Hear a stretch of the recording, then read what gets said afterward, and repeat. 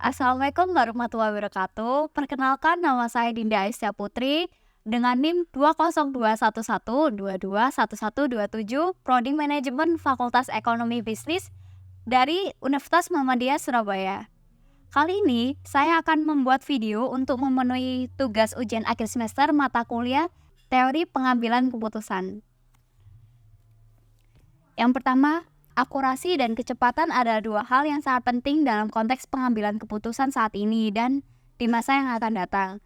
Analisa dan jelaskan maksud pernyataan tersebut di atas dengan melihat kondisi dunia bisnis saat ini dan berikan contohnya di bidang manajemen SDM. Pernyataan tersebut mengacu pada pentingnya akurasi atau kekuatan dan kecepatan dalam pengambilan keputusan di dunia bisnis saat ini. Dalam konteks bisnis modern yang sangat dinamis dan kompetitif, informasi yang akurat dan kemampuan untuk mengambil keputusan dengan cepat dapat menjadi faktor kunci untuk keberhasilan perusahaan.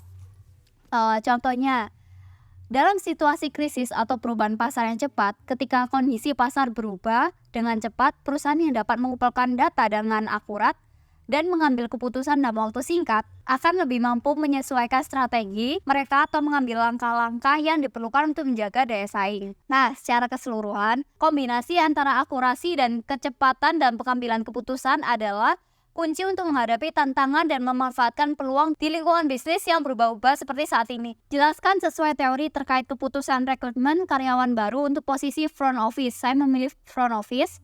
Lalu buat simulasi dan analisis decision matrix-nya dengan menggunakan 4 alternatif kandidat karyawan, 5 kriteria, pembobotan kriteria. Untuk memilih karyawan baru untuk posisi front office, kita dapat menggunakan teori pengambilan keputusan yang sistematis. Proses ini melibatkan pembuatan keputusan berdasarkan kriteria tertentu dan bobot yang diberikan pada kriteria. Berikut langkah-langkahnya. Yang pertama, identifikasi kriteria. Seperti mempunyai pengalaman kerja, kemampuan komunikasi, keterampilan interpersonal, pengetahuan industri, dan keandalan dan ketepatan waktu. Lalu yang kedua, identifikasi alternatif kandidat.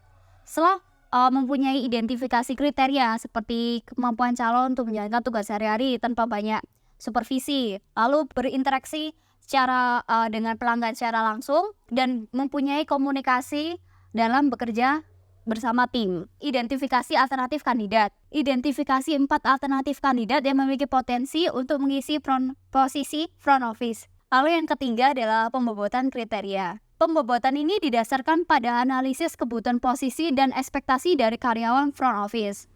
Saya menggunakan pengalaman kerja 30%, kemampuan komunikasi 25%, keterampilan interpersonal 20%, pengetahuan industri 15%, dan keandalan ketepatan waktu 10%. Lalu yang keempat adalah simulasi decision matrix. Berdasarkan kriteria dan pembobotan di atas, contoh matrik keputusan dapat dibuat sebagai berikut. Ini ada tabel yang di atas. Dalam tabel ini, skor dari 1 hingga 10 digunakan untuk menilai setiap kandidat terhadap setiap kriteria. Semakin tinggi skornya, semakin baik kinerja kandidat dalam kriteria yang bersangkutan. Yang kelima ada analisis decision matrix. Contoh perhitungan untuk kandidat adalah 8 kali 0,3 dari 30% tadi dan 0,25 dari 25% tersebut. Lalu di total skor tertimbang kandidat. Hasilnya 7,8. Lakukan perhitungan serupa untuk semua kandidat. Lalu, dengan skor yang paling tinggi, itu yang paling banyak dibutuhkan atau yang mempunyai kualifikasi tersebut. Dengan menggunakan pendekatan ini, perusahaan dapat membuat keputusan yang lebih terstruktur dan objektif dalam memilih karyawan baru untuk posisi front office. Lalu yang ketiga, beri contoh dan jelaskan bagaimana penggunaan teknologi bisa mengurangi bias dalam pengambilan keputusan di bidang manajemen SDM. Yang pertama ada analisis data berbasis fakta. Dengan menggunakan teknologi dapat membantu menghindari bias subjektif dalam mengevaluasi kinerja dan potensi karyawan. Yang kedua ada sistem penilaian berbasis algoritma. Implementasi sistem penilaian kerja yang menggunakan algoritma untuk mengidentifikasi pencapaian dan kompetensi karyawan. Lalu yang ketiga ada rekrutmen dan seleksi otomatis. Menggunakan software rekrutmen yang memanfaatkan teknik machine learning untuk menilai kualifikasi berdasarkan data yang diinput secara konsisten. Yang keempat ada platform pengembangan karyawan. Dan yang kelima, monitoring kesejahteraan karyawan. Keempat, sebelum mengambil keputusan untuk merekrut karyawan baru, Apa saja dasar-dasar pengambilan keputusan yang harus dipertimbangkan oleh manajer SDM? Yang pertama, kebutuhan organisasi. Memahami dengan jelas posisi yang akan diisi dan kebutuhan spesifik organisasi dalam jangka pendek dan jangka panjang. Yang pertama ada kebutuhan organisasi. Jadi, organisasi pasti mengetahui apa yang dibutuhkan organisasi dalam merekrut karyawan. Seperti tinggi badan atau pengalaman kerjanya seperti apa, dan mempunyai pengalaman kerja di bidang apa, itu harus dipunyai organisasi. Lalu yang kedua menggunakan analisis job description, meninjau dan memperbarui deskripsi pekerjaan dengan jelas untuk memastikan kriteria yang dibutuhkan untuk posisi tersebut. Yang ketiga, pasar kerja. Nilai kondisi pasar kerja untuk mengetahui ketersediaan calon karyawan yang sesuai dengan kebutuhan organisasi. Yang keempat, ada pengembangan karyawan internal.